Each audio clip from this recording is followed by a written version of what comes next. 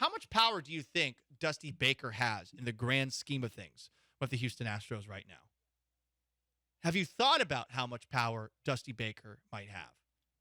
There were a couple of rumors this offseason, or I suppose facts, that were reported in, I believe, a podcast where the broadcasters for the World Series talked about how Dusty Baker had been hard pressing for the Astros to move Jeremy Pena into the number 2 spot in the lineup all season long. They move him there. You see what the results were in the postseason. There was also the story about how Dusty Baker at the last second stepped in to nix the Wilson Contreras trade. Maybe it's because he's up there in age. Maybe it's because of the way baseball is, where it seems like general managers have all the power and managers don't. You underestimate the kind of say that Baker has in the organization. But at the winter meetings, Baker shared how involved he actually is when it comes to the decisions that the Houston Astros make. I mean, they ask me questions, and, they're not doing a whole bunch without at least having me involved. And I spent a lot of time talking to Jim Crane, also talking to Bagwell, talking to Enos, and also talking to Giles a little bit. Remember when Jeff Bagwell last week said that baseball needs more humans in a nutshell? Some of that's coming from Jeff Bagwell, the old school player. But with James Click now out of the picture, you got to wonder how much of that rhetoric could have been coming from Dusty Baker as well. And I think Baker did a very good job of being a politician, if you will, after the season was done when it comes to anything involving James Click. It does really feel like this was a Jim Crane decision entirely, and maybe a little influence from Jeff Bagwell, who's supposedly Crane's right-hand man. But I think we've just been forgetting that Dusty Baker has a lot of say, and with good reason, based off of some of the decisions, first off, he just made from a lineup perspective in the playoffs, maybe not so much in the regular season, and some of the other stories that have come out about things that Dusty Baker has pushed for. I'm sure there are other things Baker pushed for that would have been a disaster that the Astros decided not to do, or that he pushed for that didn't work out so well. Whatever the case, Baker clearly has some influence in this organization. He also talked about vetoing the Wilson Contreras trade at the trade deadline this year. Well, at the time, it's not that I didn't want him. It's just at the time I didn't think it was a proper fit with 2 months to go in the season. You know what I mean? And then you got to learn your pitching staff. You got to learn, how we go about doing things. And I didn't feel that there was enough time, to do that. Now, going forward, we're going to talk to him.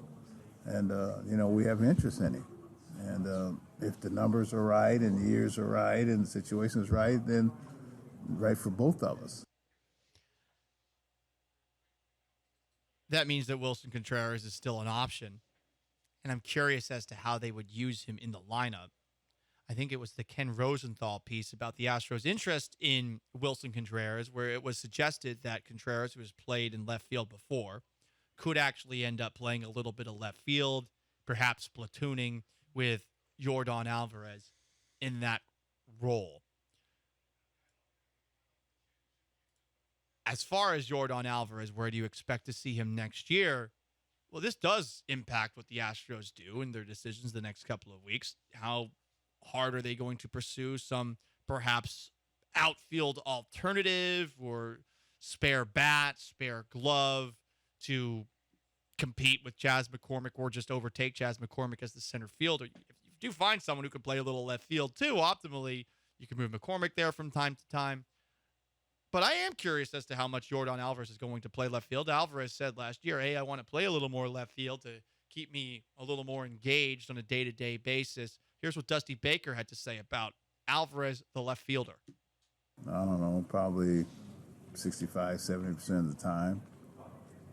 But again, the key word is ideal, and depends on how he feels.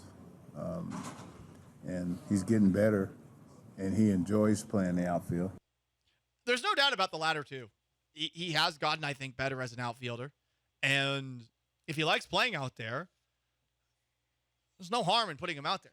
If you're in left field, it's not like there's a massive risk of injury on every single play. And it's not like you're messing your knees up either, which, if you're a catcher, that is brutal.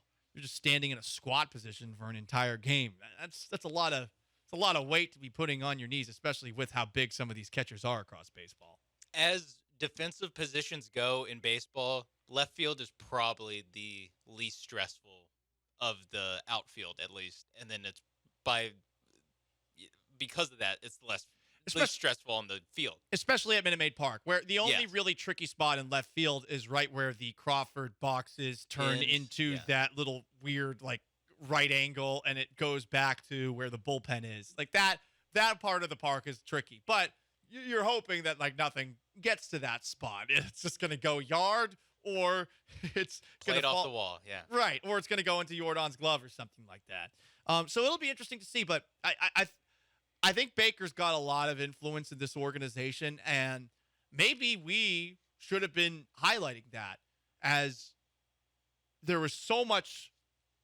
I think slander might not be the right word, because it might be a difficult place to work, but Jim Crane was catching a lot of strays over the last couple of weeks for moving on from James Click and for having Jeff Bagwell as a key advisor. And maybe because of Baker's one-year contract, it's hard to believe that Baker has a lot of influence. But it's clear Baker has a lot of influence, and I don't know, maybe this isn't the best way to think about things, but I actually like that Baker has that kind of influence.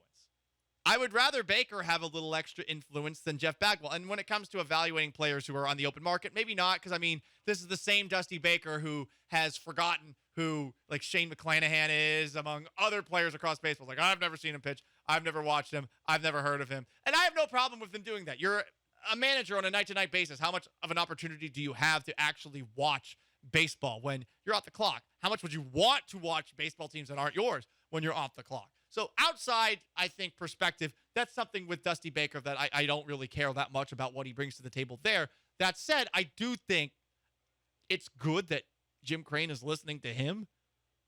And if this brain trust has equality across all of it, with some of the folks who are in the analytical side of things, with Jeff Bagwell, with Dusty Baker, this is not the disaster that some have painted it to be, the Astros front office structure. Interesting to hear Dusty Baker's thoughts on it, and I think it's clear that Baker does have a good amount of influence.